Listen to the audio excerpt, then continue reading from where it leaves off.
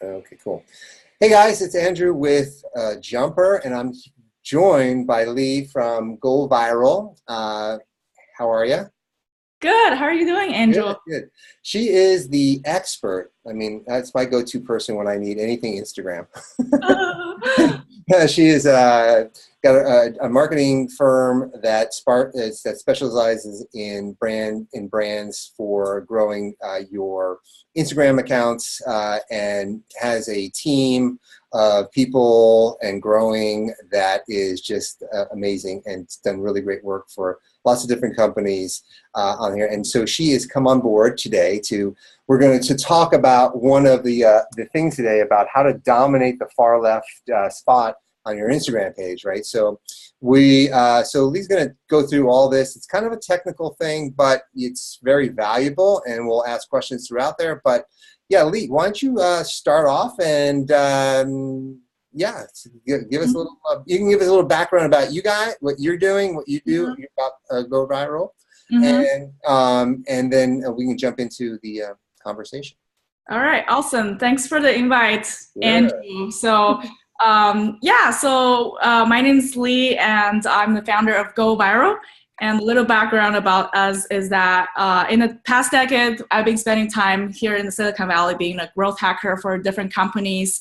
And recently, I started my own agency helping local startups in San Francisco to grow their Instagram brand and their Instagram dominance. So basically, we're a team of really talented growth hackers that can help you gain traffic and a lot of targeted traffic and create content for you on Instagram that organically rank you up. So we've done a lot of decoding of how Instagram works and how to actually get ahead of competition, because Instagram has become a very crowded space.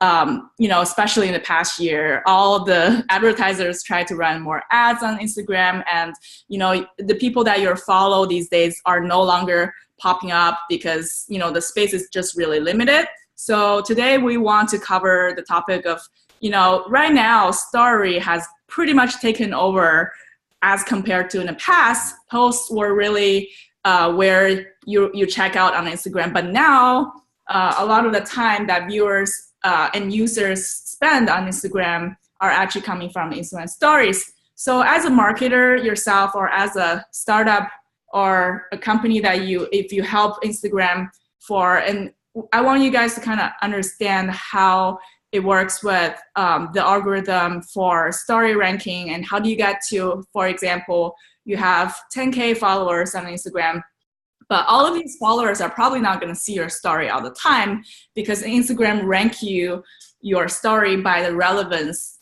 over between you and your followers. So how do you get to the most far left spot is what you want to, I guess, get more exposure to your followers. And so the first thing first is to make your viewers watch till the end. And this algorithm pretty much applies to any video platforms, including YouTube and Facebook stories. So if you have pushed the content out on story and your existing followers saw it, so be sure that your content is interesting enough, and it probably throws some kind of unexpected events or drive some kind of emotion to make it memorable. So your viewers of your story will watch it till the end. Then when somebody watches it to the end, Instagram's gonna remember that, and the next time they're gonna push your content over to that viewer who watched to the end, and they're gonna see it again next time. So do that consistently. And the way to do it is to also, have a theme every day. So there's a really famous Italian blogger that I follow. She's probably one of the most popular influencers on Instagram. So her name's Chiara, and the way she does it is that she has a theme every day. So her theme is pretty much, since she's a fashion blogger, she shows off her outfit every day, and that's one theme every day. So when you swipe and look at her story, you know what to expect, and that's kind of like a ritual that she built for her viewers. Oh, today she's showing this outfit, and tomorrow she's showing that outfit. And that's sort of what people are looking forward to view on story. Therefore, she will always pop up on her viewers far left corner. And then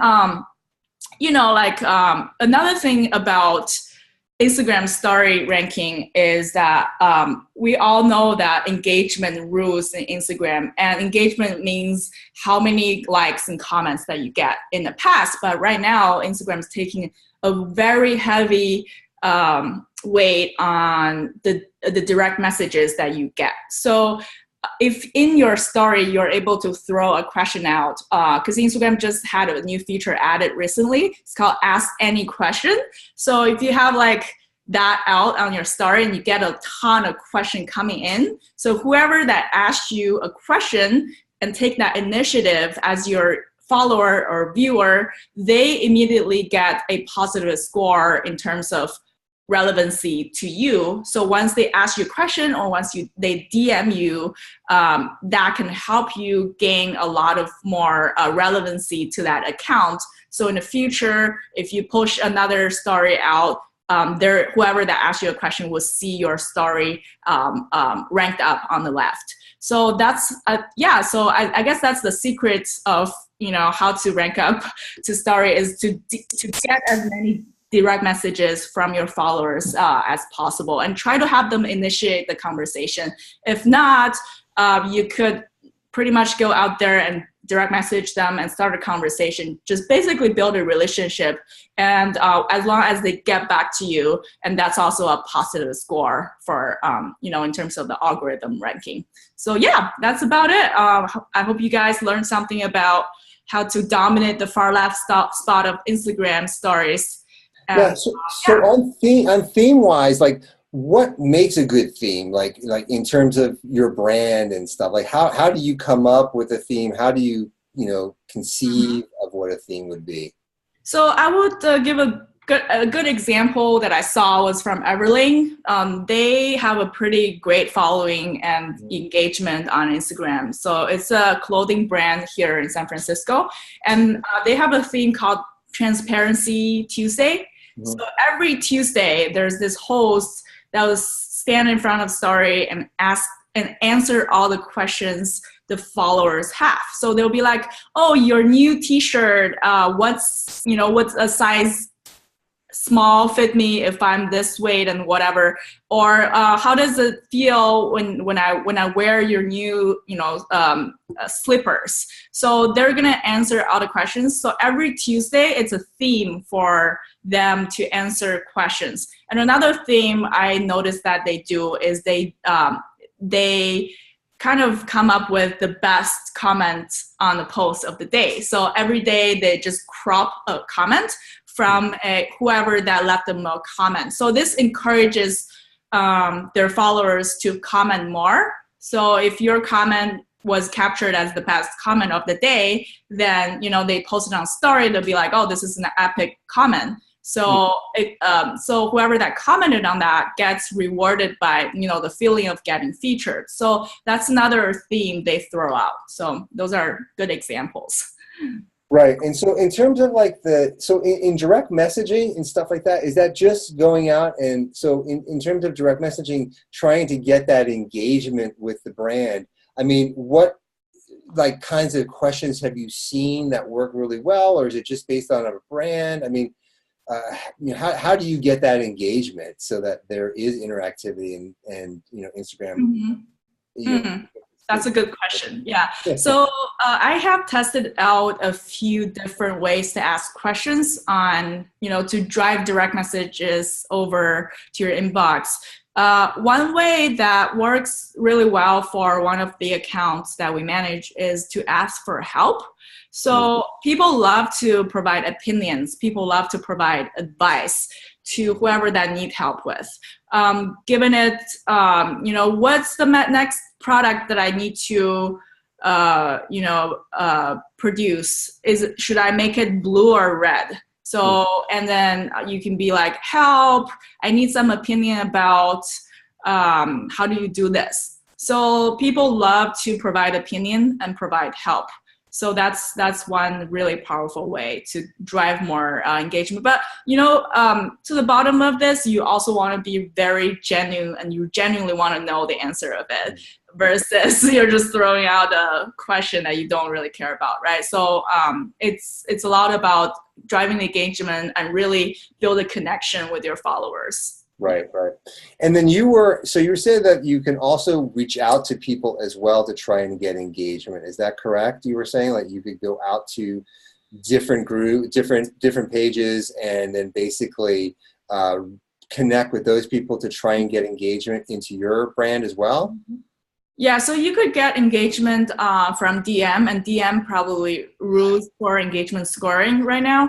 I've had a lot of experience with another brand who is a smaller brand than our brand, but we're in the similar vertical. So I had one person who reached out on direct message to me, and I was like, oh, I don't really have time to talk to you, but she keeps messaging me every day, and she talks about her life, and she asks smart questions. Then I ended up kind of having a conversation with her in direct message.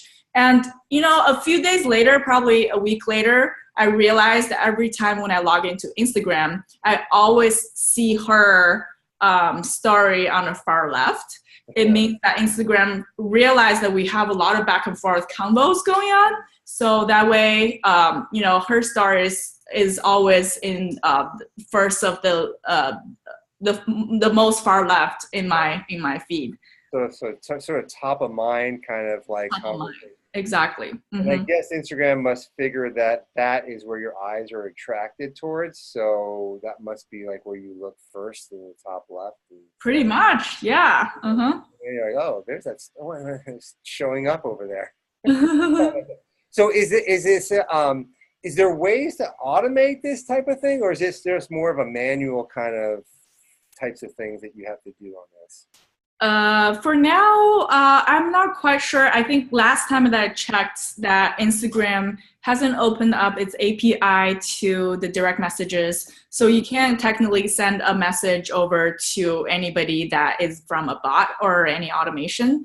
Right now, we're doing it really purely just manually, but probably in the future, once more people use DMs and hopefully Instagram get to open up the API, then we get to definitely automate it. But it kind of defeats the purpose somehow about this. The core belief of Instagram is to connect people and get you have like genuine engagement. Right. So I'm like more 50-50 about it. It's nice to connect with others that you care about and have a back and forth conversation in DMs, and therefore organically rank up for their story queue. But in terms of automation, love to, if we can identify 100 accounts that we want to do business with, I'd love to have the automation feature as well at some point. Yeah, I mean, I would probably be a big, huge time saver on that kind of thing with that. Yep, exactly. I mean, and then are these things, I mean, are they, when you're doing these kinds of stories, I mean, or these posts, I mean, for that, are they mostly, I mean, I know you're saying that the questions, but is the ultimate goal is to really sort of drive sales with this? I mean, with the brands that you're working with, is to get that placement out there, is to, what is the goal of being in top story on that left there? Right. I guess it's about like an enhancement of your branding because they're already, whoever that, can see your story is already a follower of yours. If you produce content that's highly engaging, that attracts their eyes all the time, and then you also have back and forth conversation, direct message them. So this is really good, I guess, for partnerships, for influencer marketing. When you work with micro influencers who are following you, or you follow them as well, and then so by doing this, you're gonna always keep top of mind for them. So it's more about the strengthen the connection and top of mind, the kind of thing. So it in terms of partnership with influencers, it's all about you're really dependent on how great the campaign they're going to generate for you, or if you're co-developing a campaign, that would be better. But sometimes working with influencers could be frustrating. So to build that connection just right off Instagram is hard. But if you guys have a lot of engagement, a lot of connection and going on, and they check out your stories all the time, so they'll keep you top of mind. And therefore, when you guys get to really get the work done for campaign rollout, I think they're definitely gonna do a way better job. Right. So in terms of like, okay, so if you're doing that content piece, right, and you're trying to create that sort of highly engaging kind of content, I mean, how do you come up with a strategy for creating that highly engaging kind of content? Like, what is the thought process on that? Well, yeah, I guess, yeah, this is a really, really good question and very open-ended as well. I'm not quite the content person, to be honest.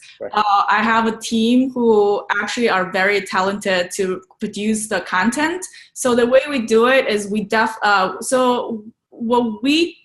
the strategy that we have been using is to identify that one person that you really, really want to serve well, that one person that will love your content, love your brand.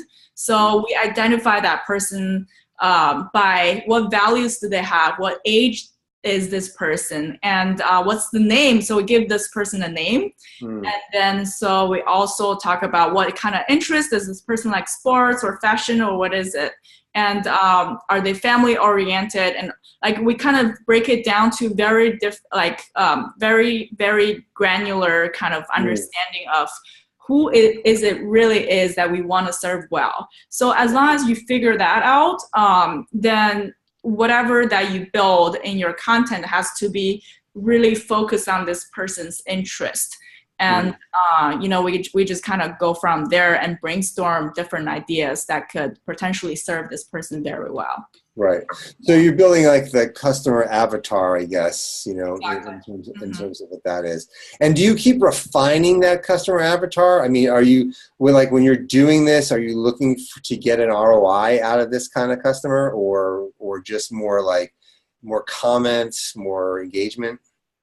Yeah, so we do look at the ROI and the engagement numbers every week, and we keep refining on that. And we also work directly with the client who probably are more familiar with who they're actually serving. So we get feedback from our clients, and we also look at the metrics and the ROI and everything. And over the time, we could find out if we want an improvement to that, is that because our avatar is not quite accurate or not. And then we constantly find out there's another group that we never thought about would come out on Instagram and start engaging with you, and then we investigate on that as well. So sometimes it's not only one person that you're serving, one type of personality and one type of demographics. Right. Sometimes it could be a different type that comes in, so we identify them as well.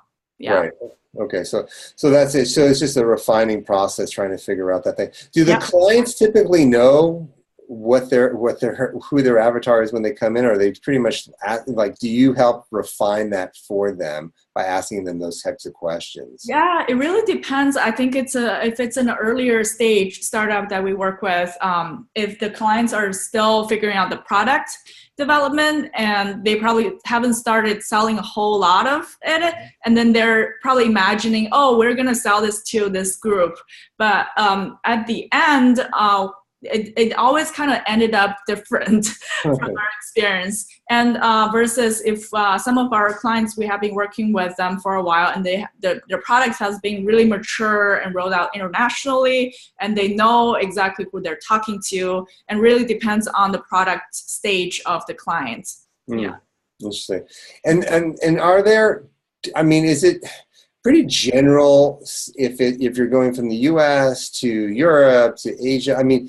Is the profile pretty much the same, or does it tweak based on who they're targeting? You know what I mean? So is it an international type of client, the same, avatar, or is it more like a nationwide, national? Right. So for international ones, it really, it also kind of depends on how complex is the product. Sometimes they keep the product consistent across different countries. So that will probably serve a similar group of people, but they're just different nationalities, but demographics wise or user behavior wise, it might be similar. But if it's a product that is more versatile and you could pretty much customize it, it could potentially serve different types of avatars in different countries. Right. Yeah, and the acceptance of positioning is different. Some countries are more serious; they don't like jokes, and some do like it more, like here in the United States. So we kind of tweak it a little bit in different countries. Yeah. Right. So you're tweaking. So the posts themselves, depending on where you're doing it, do they have multi pages, like one for say a Europe one and one for the U.S. and then they have different profiles and sort of different messaging on those type of pages? Yeah, so they do have different pages. Sometimes it depends on the type of product, the type of market they're after, and the type of language the target audience speak. So sometimes we partner with local pages that are, they're just managing their own sort of social media, and then we share the content, but the caption and the positioning that we talk about are potentially could be different. Yeah. Okay. And so when you're doing this with your clients, I mean, if they have a social media team that's doing Facebook and not Instagram, do they work with you on these types of things as well, or like do they also hire out just because they want to have the content created by you, but they're going to post it on their own? Like how do clients work with you? You mean like international clients? Well, just regular client, just any client. Like, so if they have a social media team in place, but they're not maybe doing Instagram really well, or they're looking to outsource that piece, they had an internal team, but they just are like, well, we're too busy with stuff. Do they hire you to like take over that kind of a thing, and then they have sort of their own? Yeah, so we have two different models. One model is that we take over completely for the social media channel, and we work directly with the founders. So we work with a lot of early stage startup founders who don't really already have a marketing team. So that's when we kind of deploy a marketing social media marketer to help on that full time. So the founders can focus on what they do the best, which is product, usually here in San Francisco.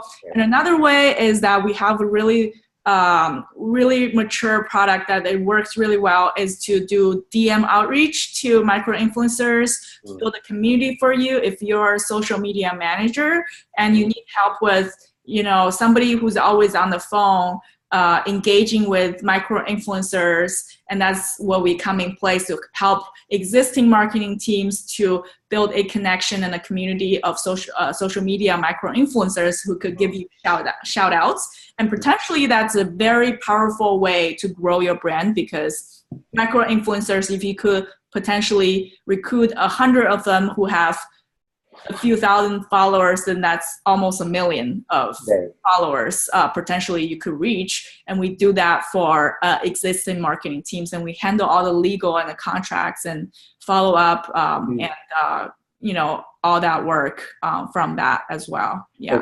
Okay, that's cool. Yeah, so it's very interesting. I mean, it's I guess so you can fit into almost any model, I guess, with the way that your agency is sort of set up. I mean, I guess you can. Well, I guess, yeah. I mean, we're still growing and we're still refining our features and processes. But right now we're happy to work with early stage companies here in Silicon Valley, and we meet with you in person, and we're just, your helper for social media. Right, which they need. Yeah, so, okay, so if people want to get in contact with you, what's the best way to do that? Yeah, sure. So you guys can pretty much shoot us an email. So our email is info@goalviral.com. It's GoalViral is spelled as GoalViral.com. Yeah, goal, getting to a goal, not go. Getting to a goal of growing your brand. All about events. Cool, awesome.